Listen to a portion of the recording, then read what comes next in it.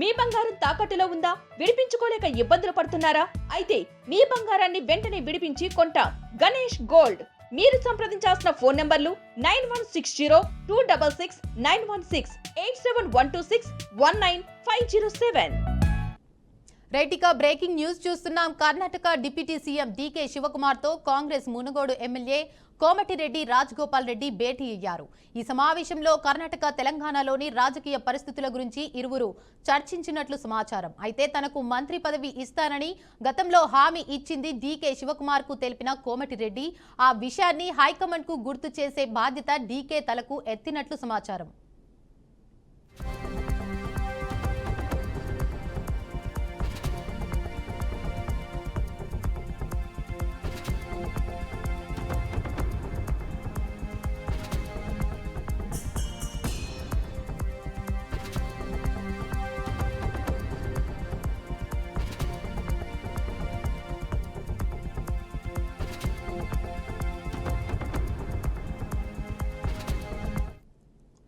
కాగా తనకు మంత్రి పదవి రాకపోవడంపై తీవ్ర అసహనంతో ఉన్న కోమటిరెడ్డి రాజగోపాల్ తరచూ సీఎం రేవంత్ రెడ్డిపై మాటలతో విరుచుకుపడుతున్నారు. తన తర్వాత పార్టీలోకి వచ్చిన వారికి కూడా పదవులు ఇస్తున్నారని హైకమాండ్ ను విమర్శిస్తూ అవసరం అయితే ఎమ్మెల్యే పదవికి రాజీనామా చేస్తానని కూడా హెచ్చరించారు.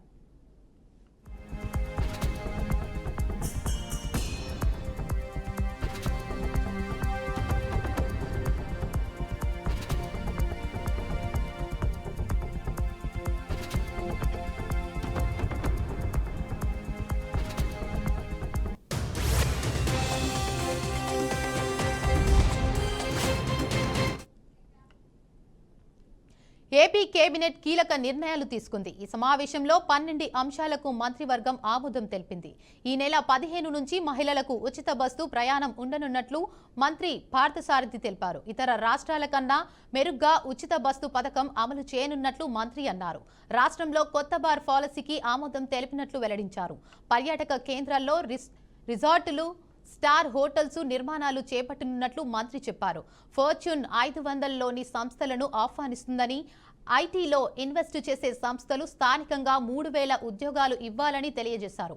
ఒప్పందం కుదిరిన 6 నెలల్లో పనులు ప్రారంభించాలని మంత్రి పార్థసారథి స్పష్టం చేశారు. ఇప్పుడు బార్లు కొంత ఇబ్బందికర పరిస్థితులు ఎదుర్కొంటున్నాయి.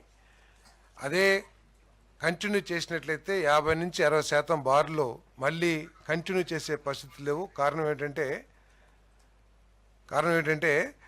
ఇంతకుముందు ప్రభుత్వం గవర్నమెంట్ షాపుల్ని నిర్వహించడం కానివ్వండి, లేకపోతే ఆ షాపులు నిర్వహించడానికి ఏదైతే సమయం బిజినెస్ అవర్స్ ఏదైతే ఉందో దాని మూలంగా కానివ్వండి, దాంతోపాటు ఆ గవర్నమెంట్ షాపులు పెట్టిన లొకేషన్స్ ఆధారంగా కానివ్వండి, గత ప్రభుత్వంలో బార్లు కొంత పాజిటివ్ బిజినెస్ని చేయటం జరిగింది. కానీ ఇప్పుడు ఏదైతే పాలసీ మార్చిందో ఈ ప్రభుత్వం, అంటే గవర్నమెంట్ షాపుల స్థానంలో ప్రైవేట్ షాపులను తీసుకురావడం మూలంగా ఈ బార్లకి కొంత ఇబ్బందికర పరిస్థితులు వచ్చినాయని చెప్పేసి మరి సమాచారం ఉంది. దాన్ని దృష్టిలో పెట్టుకుని కొత్త పాలసీ తీసుకురావాలని చెప్పేసి మరి ప్రభుత్వం ఏదైతే ఎక్సైజ్ డిపార్ట్మెంట్ ప్రపోజల్ పెట్టిందో దాన్ని ఆమోదించడం జరిగిందని చెప్పేసి నేను మనవి చేస్తాను. అంతేకాకుండా గతంలో ఏంటంటే ఈ కార్టెల్ సిస్టమ్ ఉండటం మూలంగా వేస్తేనేమో చాలా తక్కువ కొటేషన్ వేయటం, అంటే ఒకే ప్రాంతంలో ఒక షాప్కి ఒక బార్కి 50 లక్షలు వేస్తే ఒక బార్కి 1,80,00,000 వేయటం, ఇటువంటి పరిస్థితులు అన్నిటి మూలంగా కూడా ఇప్పటికే దాదాపు 44 బార్లు వారి బిజినెస్ని కంటిన్యూ చేస్తానికి లైసెన్స్ ఫీజు పే చేయకోకుండా దాన్ని బిజినెస్ని ఆపేసుకోవడం కూడా జరిగిందని. కాళేశ్వరం ప్రాజెక్టు నిర్మాణంలో అవినీతి జరిగిందని బీజేపీ చీఫ్ రామచంద్రరావు అన్నారు. అవినీతిలో కేసీఆర్ కుటుంబం పాత్ర ఉందని, కేసీఆర్ కుటుంబానికి కాళేశ్వరం ఏటీఎంలా మారిందని విమర్శించారు. కాళేశ్వరం ప్రాజెక్టు అవినీతి కేసులో రాజకీయ నాయకులను ఎందుకు వదిలేశారని ప్రభుత్వాన్ని ప్రశ్నించారు. మంత్రులను, కాంట్రాక్టర్లను ఎందుకు అరెస్ట్ చేయడం లేదని, సీబీఐతో సమగ్ర దర్యాప్తు జరపాలని రామచంద్రరావు డిమాండ్ చేశారు. భారతీయ జనతా పార్టీ మేము ముందు నుంచి చెప్తా ఉన్నాం, ఏ ప్రాజెక్ట్ అయినా సరే రైతులకు మంచి జరుగుతుందంటే దాన్ని ఎప్పుడు కూడా మేము వ్యతిరేకించలేదు. కానీ కాళేశ్వరం ప్రాజెక్టులో మేము వ్యతిరేకిస్తున్నది 2 అంశాలు. ఒకటి, దాంట్లో జరిగినటువంటి అవినీతి 1,00,000 కోట్ల పైగా ఖర్చు పెట్టి ఎంతవరకు ఎంతమంది రైతులకు లాభమైంది, ఎన్ని లక్షల ఎకరాలకు సాగునీరు పోయింది, తర్వాత నాణ్యత లేకపోతే దాంట్లో అనేకమైన రిజర్వాయర్లు బ్రీచ్ కావడం జరిగింది, మెయిన్ డ్యామ్ కూడా ఒక బ్రీచ్ కావడం జరిగింది.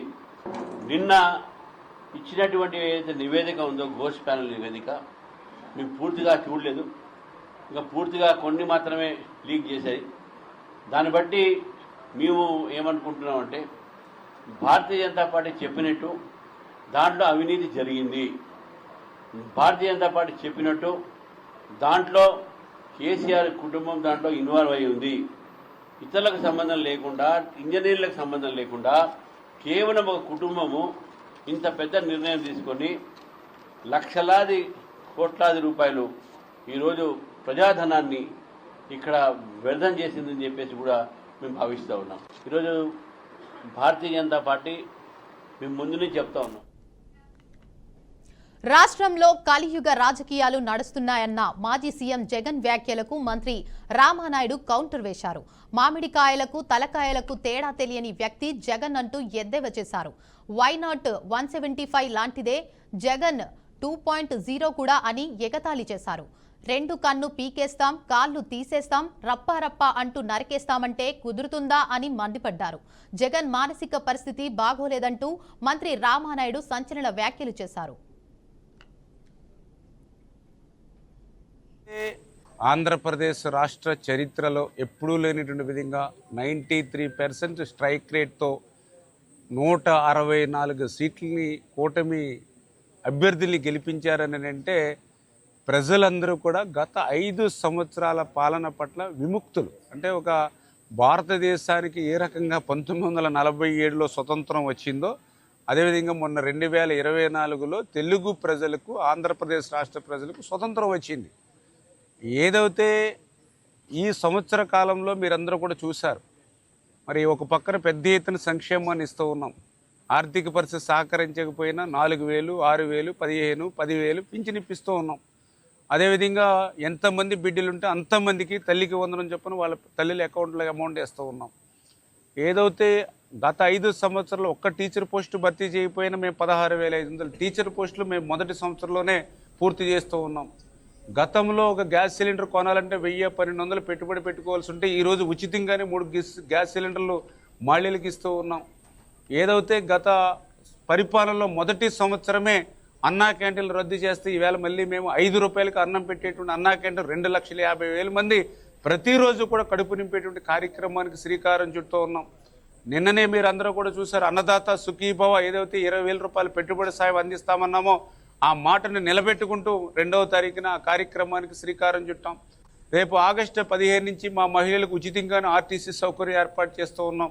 అంటే ఇంత కష్టకాలంలో కూడా ఒక ఖాళీ చిల్లు కొండ ఆర్థిక పరిస్థితిని ఈ చేతిలో పెట్టినా కూడా ఇన్ని సంక్షేమ కార్యక్రమాలు మొదటి సంవత్సరంలోనే చేస్తూ ఉన్నాం. ఈ ఒక్క సంక్షేమ కార్యక్రమాలే కాదు, మరొక పక్క ఆ రోజు అమరావతి కాదు 3 ముక్కలు అన్నాడు, 3 ముక్కల్లో ఎక్కడ కూడా ఒక కిటుకు ముక్క పెట్టలా. అటువంటిది మళ్ళీ ఈరోజు రాజధానిని ఈవేళ నిర్మాణాన్ని పరిగెట్టించి పనిచేస్తూ ఉన్నాం. ఆ రోజు ఏదైతే పోలవరాన్ని ముంచేశారు, ధ్వంసం చేశారు, విధ్వంసం చేశారు. ఆ రోజు క్లియర్గా ముఖ్యమంత్రి చెప్పాడు, ఇరిగేషన్ శాఖ మంత్రి చెప్పాడు, పోలవరం ఎప్పటికి పూర్తవుతుందో చెప్పలేమని చెప్పారు. పోలవరాన్ని ఇంకా భవిష్యత్తులో చూడలేమని చెప్పారు. అటువంటి పోలవరం 2027 డిసెంబర్కి పూర్తి చేసేటువంటి లక్ష్యంతో పనిచేస్తూ ఉన్నాం.